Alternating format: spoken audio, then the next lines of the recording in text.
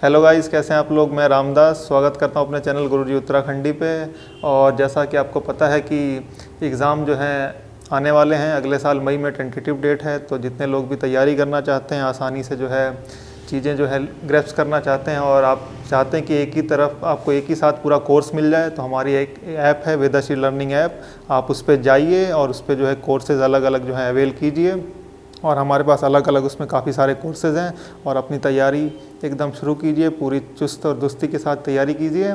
और उसके बाद जो है कोई भी क्वारी होगी तो सर जो है दीपक पंत सर हैं और भी यहाँ पे सर हैं, उनसे आप जो है कांटेक्ट कर सकते हैं। हमारी एक जो है आपका टेलीग्राम पे एक ऐप है, उस पर भी आप जुड़िए और उस पर आपको जोड़ दिया जाएगा। उसके बाद आप अपनी तैयारी शुरू कर सकते हैं।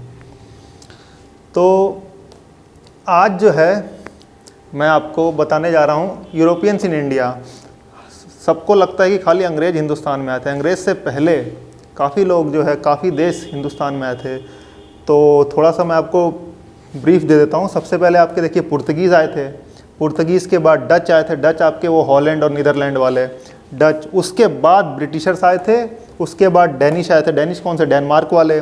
और उसके बाद आपके फ्रेंच आए थे। तो ये आप जो है थोड़ा सा क्रोनोलॉजी याद कर लीजिए।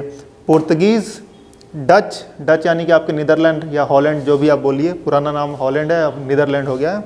तो पुर्तगाल, पुर्तगीज़, डच, ब्रिटिश, डेनिश यानी कि डेनमार्क और फ्रेंच। तो ये अपने आप में ये क्वेश्चन है, क्रोनोलॉजी आ जाएगा आपका कि पुर्तगीज़, डच, ब्रिटिश, डेनिश और फ्रेंच। तो इस पे जो है हम थोड़ा सा वन बाय वन, मैं आपको ज़्यादा कहानी नहीं सुनाऊंगा क्योंकि हमें पीएचडी नहीं करनी है, जस्ट फॉर द एग्ज़ाम आपको एक ब्रीफ इन्फॉर्मेशन दूंगा और आपको एक ओवरव्यू दे दूंगा छोटा सा। तो इसमें आप देखिए सबसे पहले आपके पुर्तगीज़ आए थे, पुर्तगाल। इसमें आपका हुआ क्या था कि जैसे को आपको पता है कि आपका स्पेन का जो एक बंदा था अपना कोलंबस और वास्को द गामा पुर्तगाल का, वो दोनों चले थे भैया ज्योग्राफिकल डिस्कवरी, दुनिया खोजने। तो कहते हैं कि 1498 में वास्को द गामा ने आपका हिंदुस्तान की खोज करी। पर इसका मतलब ये थोड़ी ना कि उससे पहले हिंदुस्तान था ही नहीं।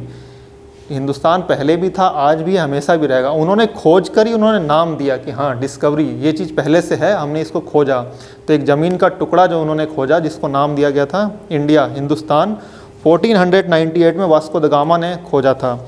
और इसको खोजने बंदा निकला कौन था, स्पेन का निकला था आपका कोलंबस। वो 1494 में बंदा पहुंच गया अमेरिका। और सबको एक चीज़ की लालच थी और वो था मसाले। आज भी हम मसालों के बेताज वास्ता हैं और उस समय भी थे और हमेशा रहेंगे। तो इस वजह से जो है सब लोग लालच में खोजने निकले थे और उन्होंने वो कोलंबस भाई पहुंच गया, स्पेन वाला जो था वो पहुंच गया अमेरिका। और 1498 में अमेरिका, 1494 में, और वास्को द गामा इंडिया पहुंचा 1498 में। तो इसमें आपका बेसिकली देखिए जो आपका इंडिया का साउदर्न इलाका है, जो आपका तमिलनाडु, केरल, तो उसमें आपका उस समय पे दो ट्रेडर्स थे, दो मेन ट्रेडर उस समय पे थे आपके। एक आपका था चूलिया मुस्लिम और एक था आपका चेत्तियार कम्युनिटी। तो जो चेत्तियार कम्युनिटी थी वो कोरोमंडल कोस्ट पे थी। कोरोमंडल कौन सा, तमिलनाडु, यानी कि अपना जो ईस्टर्न वाला कोस्ट है वहाँ पे आपका चेत्तियार कम्युनिटी थी। और जो आपका वेस्टर्न वाला है यानी कि मालाबार कोस्ट, केरल वाली लाइन है, उस पे चूलिया मुस्लिम थे। तो चेत्तियार कम्युनिटी और चूलिया मुस्लिम, ये दो मेन ट्रेडर थे उस ज़माने में। तो ये जो थे उस समय पे इनके साथ ट्रेड होता था। तो उस समय पे आप देखिए फिर क्या हुआ आपका कि 17 मई 1498 वास्को द गामा जो है भैया धरती पे तो खोज लिया। अब खोजने के बाद पूरी धरती पे घूमेगा थोड़ी ना, तो वहाँ पे उसको एक गुजराती ट्रैवलर मिला। उस ट्रैवलर का नाम क्या था, अब्दुल मनीद। तो अब्दुल मनीद की हेल्प से वो कहाँ पहुँचा बंदा, वो पहुँचा कैलिकट। कैलिकट में पहुँचा भैया वहाँ के राजा जमोरिन के पास। तो जमोरिन के पास जब वो पहुँचा तो वहाँ पे वो कुछ दिन रहा भाई, घूमा फिरा, इलाका देखा। उसके बाद उसने जो है अपने मुद्दे पे आया, मसाले उसने लिए और लेके चला गया पुर्तगाल। और जब वो वहाँ पे पहुँचा तो क्या हुआ, सारे खर्चे पानी निकालने के बाद उसको 60 गुना मुनाफा हुआ। मतलब 1 रुपये का माल खर्चा वर्चा निकालने के बाद 60 रुपये का जो उसकी जेब में आ रहा, 60 गुना मुनाफा। भाई खोपड़ी खुल गई, इसमें तो बहुत पैसा है। तो उसके बाद उसने क्या करा, 1502 में उसने दोबारा ट्रिप मारी इंडिया में। और उसके बाद 1502 में ट्रिप मारी और 1503 में उन्होंने अपनी एक कंपनी एस्टैब्लिश कर ली। पहली कंपनी 1503 में, 1502 में वो रिटर्न हुआ 1503 में उसने अपनी कंपनी बनाई। कहाँ पे बनाई? कंपनी बोलो, फैक्ट्री बोलो, जो मर्जी बोल दो, फैक्ट्री बनाई अपनी। कहाँ पे बनाई? कोच्चि। कोच्चि कहाँ? केरला में। तो मैं स्टेट के नाम नहीं लूँगा, मैं सिर्फ जगह के नाम लूँगा, जो है उसको मैं डिटेल कर दूँगा कि कहाँ पे है। तो कोच्चि में जो है उसने आपका जो है 1503 में पहली कंपनी डाली, और उसके बाद दूसरी कंपनी कुन्नूर में डाली 1505 में। और 1505 में क्या होता है आपका?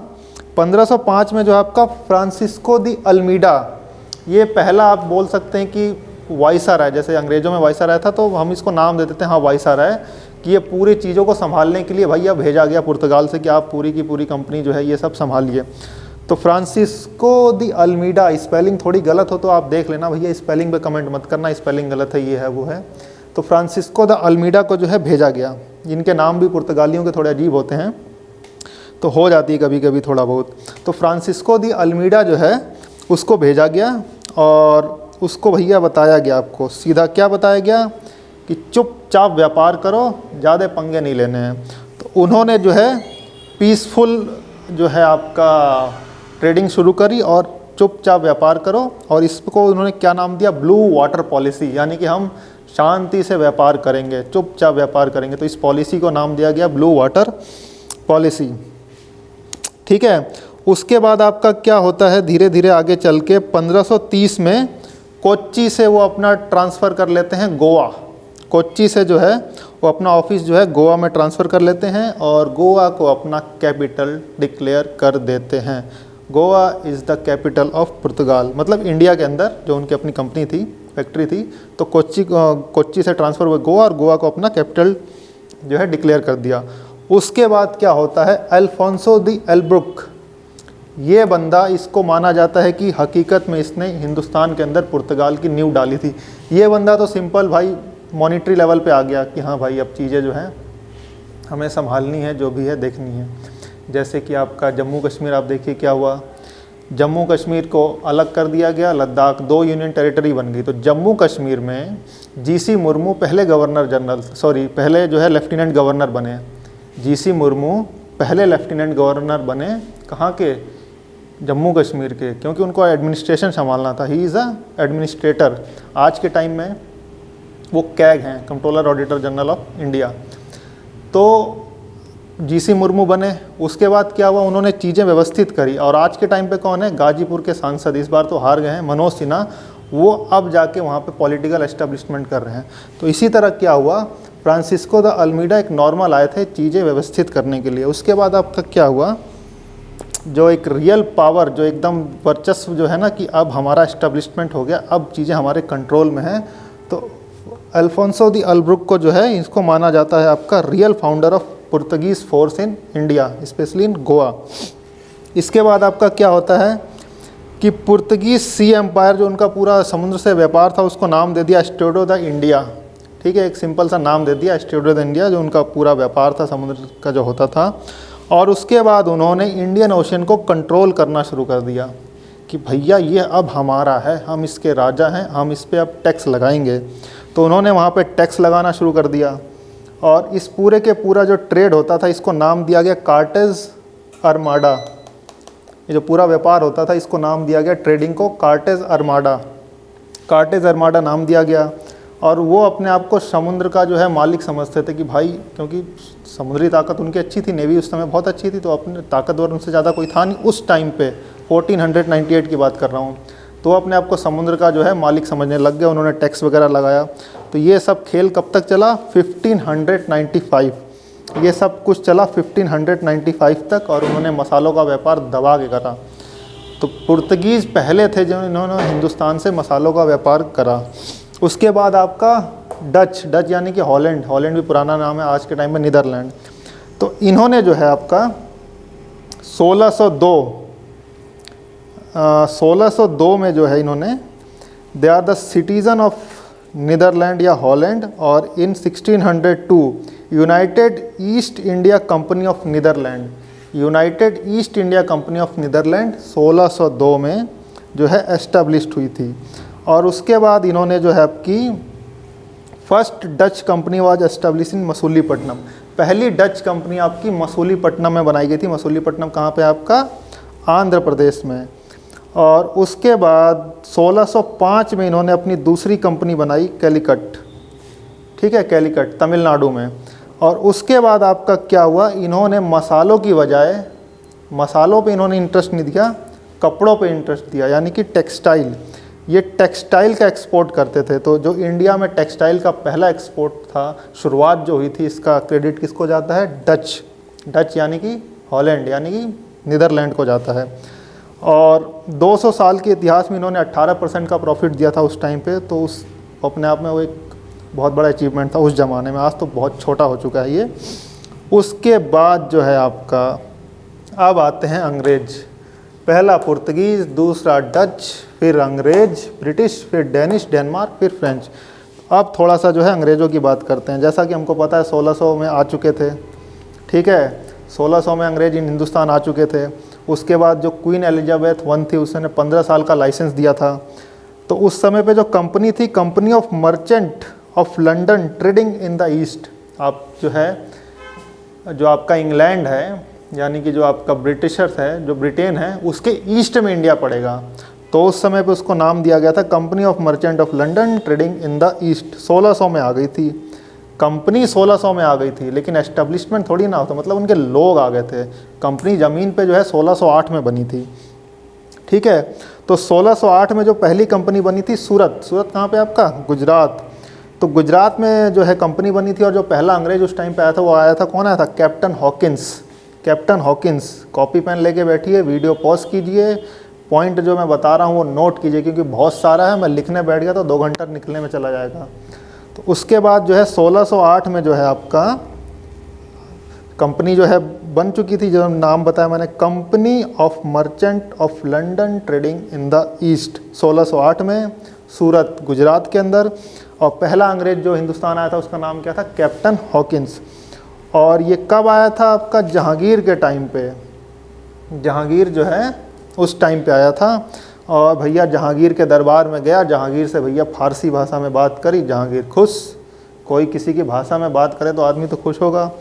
खुश होने के बाद उसने जो है कैप्टन हॉकिंस को एंटाइटल कर दिया 400 मनसब से उसको जो है एंटाइटल कर दिया। उनमें जो है आपको अकबर का जो रिज़म आप देखेंगे तो उसमें जो है ये मनसब जो है एक उपाधि टाइप की दी जाती थी। 400 मनसब से इसको एंटाइटल कर दिया। और उसके बाद क्या हुआ कि कंपनी की जो है बात चली तो ऑलमोस्ट ओके हो गया। तो बाद में जो है फ्रेंच जो थे, उनके काफ़ी ज़्यादा प्रेशर में आने के बाद ये डील कैंसिल हो गई।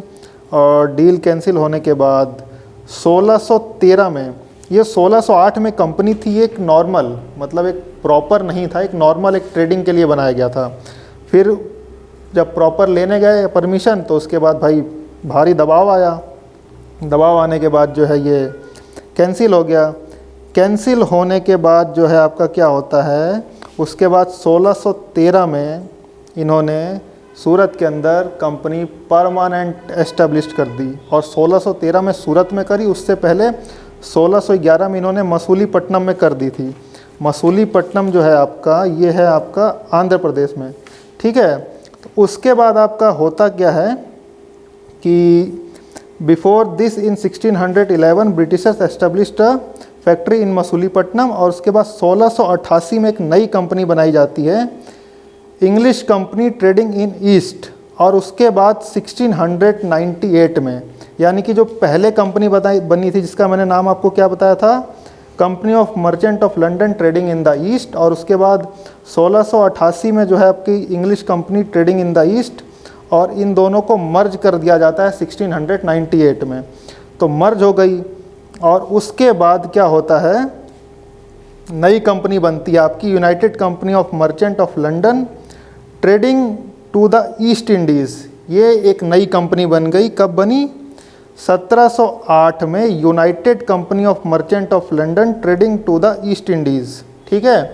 और इसके बाद आपका जो है कंपनी एक्ट आता है 1833 का चार्टर। और उसके बाद ये क्या बन जाता है आपका, ईस्ट इंडिया कंपनी। तो इसमें आपका होता क्या है, इसमें मैंने आपको एक चीज़ बताया कि फ्रेंच की तरफ से प्रोटेस्ट हुआ था, उसको थोड़ा सा रेक्टिफाई करिएगा।